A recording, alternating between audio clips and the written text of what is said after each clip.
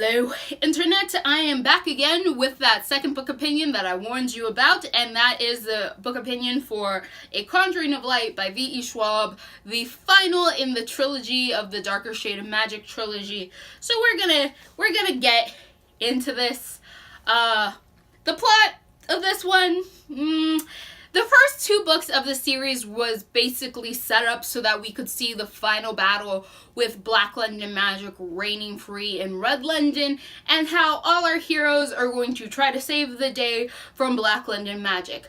So, like, all those little hints and pieces that we got in the first two books all culminate in this last book, and we finally get to the point of this whole series. Like, this was the reason those first two books were made. Like, the first two books are footnotes to this book. Yeah, that's how I'm going to describe it, no matter how insulting that may seem. So I'm going to talk about some strong points of this book and some strong points I found in this book in general. So I liked finally seeing the danger of Black London magic, finally getting to talk about why Black London went bad and what is happening with this magic. Finally seeing the full force of what this magic can do, and like the whole dangerous charade, like why they've been telling like scary bedtime stories of Black London and stuff like that. We finally get to see the full implications. Like, we got two hints and pieces or a little bit from the first two books, but we finally get to see, okay, this is what people were terrified of. I totally understand why. And that's about it. Yeah, I only liked that I finally got to see more of Black London magic, at least.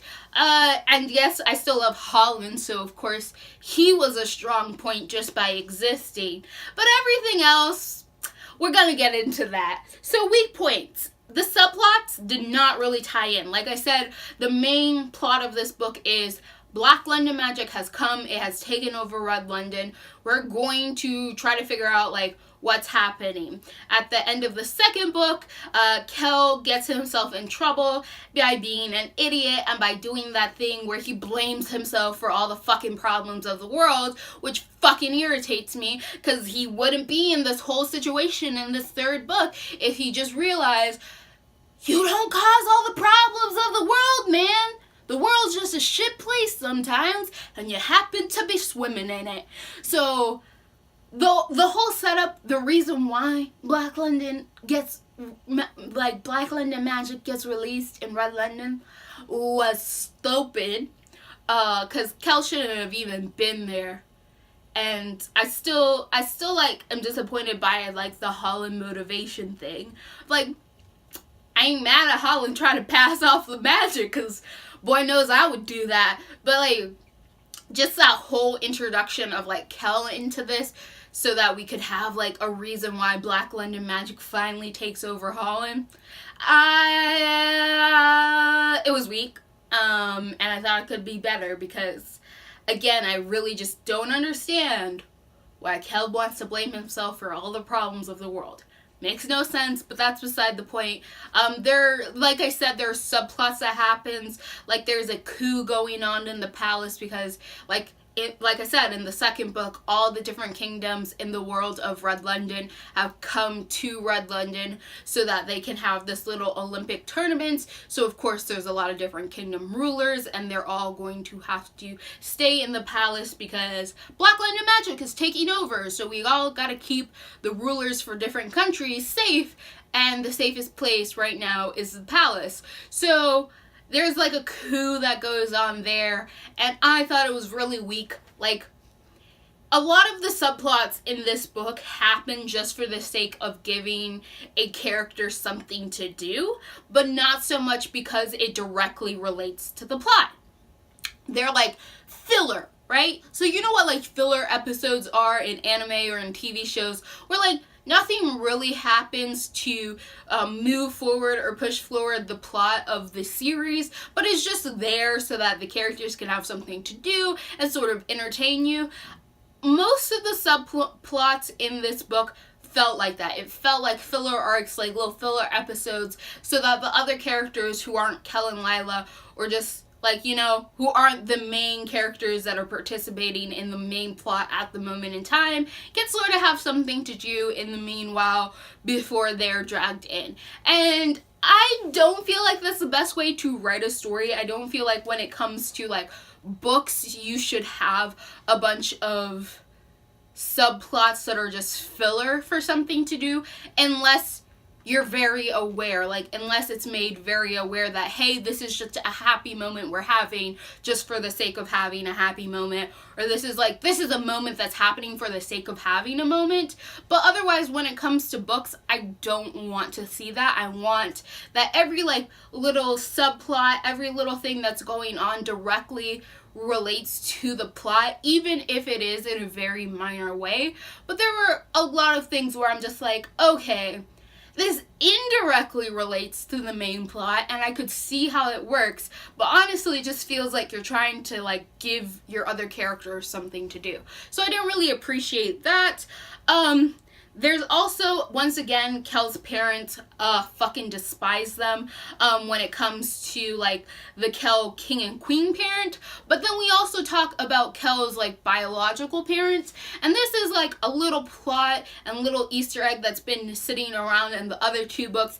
Like, every time Kel mentions the king and queen of Red London, he always mentions how he's adopted and how he doesn't know where he came from, and that he wishes he really knew what his real name was, because all he knows was there was a K and an L on the dagger that came with him. And, like, we just keep hearing about how the king and queen adopted him and he doesn't know anything about his real parents.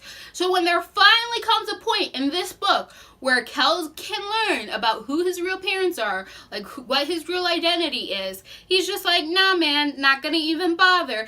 And that fucking frustrated me.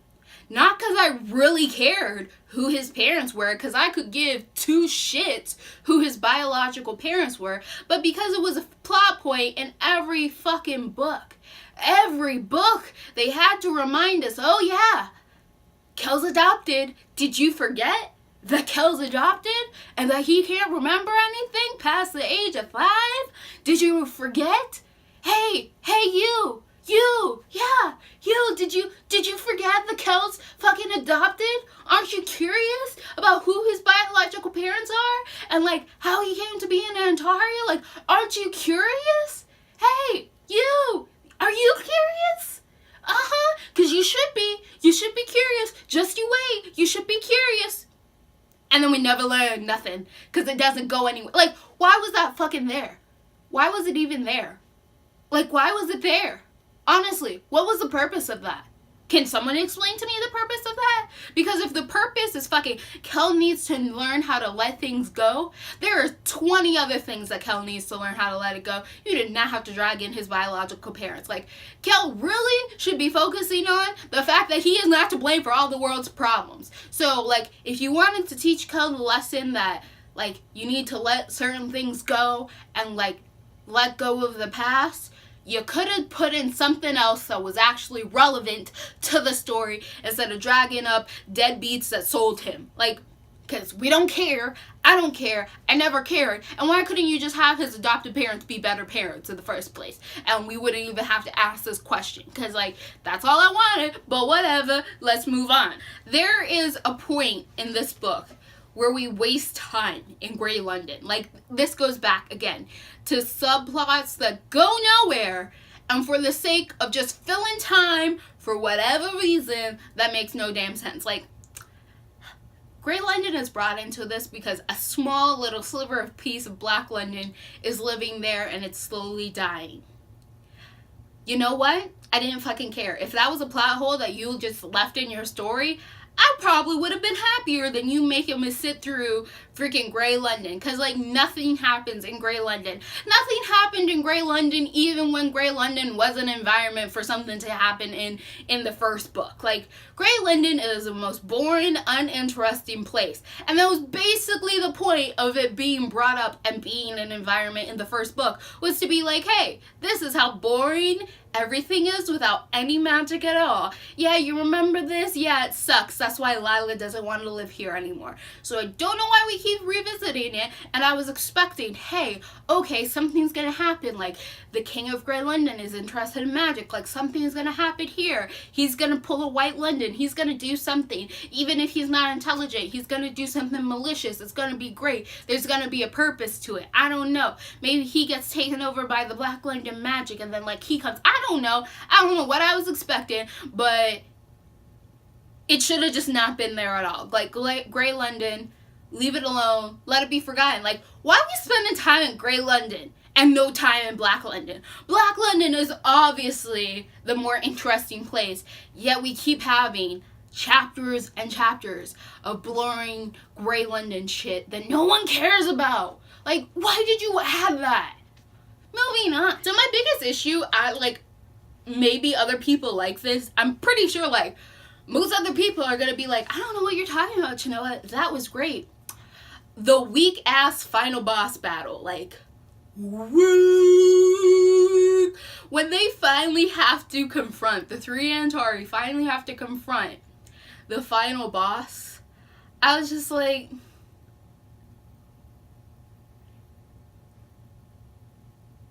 this is stupid. Why are you doing that? Like, why would you do that in the middle of the battle? And it bothers me. Like, okay, there's a thing that bothers me when magic is introduced into stories. And it's the thing where our main characters won't be inventive or creative with their magic. Or will obviously do, like, the dumbest stuff or, like, try to give up halfway through, like, an intense battle. And I'm just like, that's not how you're supposed to do it. So in the course of this battle, I just kept thinking, Kel, Lila, you're getting in the way. Like, just let Holland take care of it. Because he's obviously more creative and a better fighter than all of you. Like, he's the hero of the story. And literally he is. He's the one who defeats everybody. He is the hero of the story. He's the one who defeats Black London.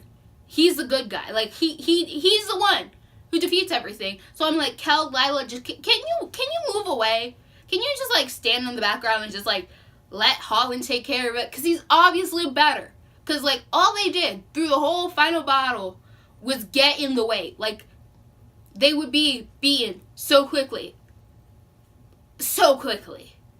It was like if I tried to fight an MMA fighter. Like, I'd be taken down in 2 seconds. Like, Kel and Lila is me trying to pretend that I can fight an MMA fighter. I get punched out by Ronda Rousey first 2 seconds. That's exactly what happens to Kel and Lila. That does not make an interesting battle. Can I just tell you that? When your heroes are so terrible. Like, they're not even lucky. Like, okay, like, you know how Harry doesn't really have that much skill when you think about it compared to Voldemort, but Voldemort's too insane to actually defeat a teenage boy, and Harry has just enough luck that he happens to keep managing to survive, and he's always up on his feet, and always really, really trying and being creative for how he's gonna try to fight, or at least, like, has a lot of intention behind it. So, like, you can kind of believe that Harry could survive Voldemort, even though you know that he's not as magically talented. Yeah, I didn't get that vibe from Kel and Lila. I just kept expecting them to die. So, didn't give me any chills watching this final battle. None at all.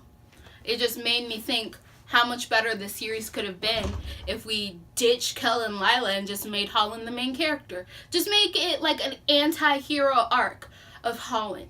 And all of this be told from Holland's perspective, and then the story would have been like 200% better. Because in every book, he's the real hero at the end of the day. Like, he's the real hero. So I don't know why Kel and Lila are here mucking the story up, but they should just, like, go away. Because, yeah, they're lame. I don't like them.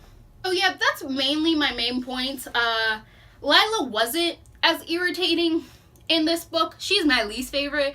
She wasn't as irritating, but I think she was only not as irritating to me because Holland was there and he kept stomping on her, and I was just like, yeah, Holland, you should do that. Like, every time Lila's being a hypocrite, and every time she's like, I'm so much better than you, Holland, you're just an evil old dude, and Holland just be like, I am the one who chased down a bunch of random people and murdered them.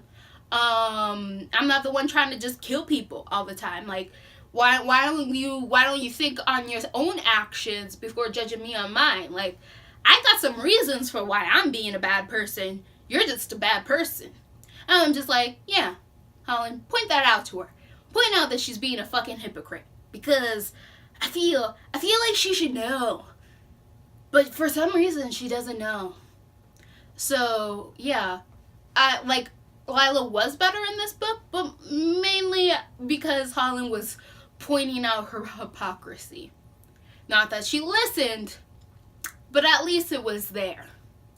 So, I sort of appreciate it. The only final complaint I have on this book is Holland should have been the real hero of the story, and what VE Schwab does to Holland throughout this whole book and everything is fucking messed up. Just leave the poor man alone. He is the real hero. Stop fucking with his life. Like, make him the MC. I'll be happier. Even if he has a tragic ending, I'll be good. But, like, at least make it worth something. Like, Holland's life throughout this book, through like what you see how VE Schwab writes him, it's like he's just like this pitiful dude. I'm just like, no, he's like a strong, interesting character. Stop making him, like, stop fucking up with his life. Like, fuck up stuff can happen to him, but stop, like, just, I don't know, just how she treats him towards the end of this book. I'm just like, really? Okay. Fine. Not my book, but alright, if you want to. And that's probably how I felt about this whole series. Like I said in the previous video, I think the series is workable. I think it works. I think the plot works. I think everything fits together reasonably well. But if you step back 2 feet and you look down on it, you see it's not pretty to look at. It's just functional. And those are my final thoughts. This is a functional fantasy trilogy. But can you guys stop trying to give these books awards? Because it's not deserving of awards, okay? It doesn't deserve all the praise. I don't understand it. I don't think it's worth it. This series is average at best. At best, it is average. It is average. That is it. Average. So those are all my thoughts. You can hate me in the comments down below if you disagree with me and you can't understand that people are allowed to have their own opinions. I'm perfectly fine with that. But I have not been discreet in me disliking any of these books. So that's on you if you stayed around this long and this was like your favorite thing in the world. So if you like what you're seeing here and you want to continue to see more, click all those bunnies down below, and goodbye, internet.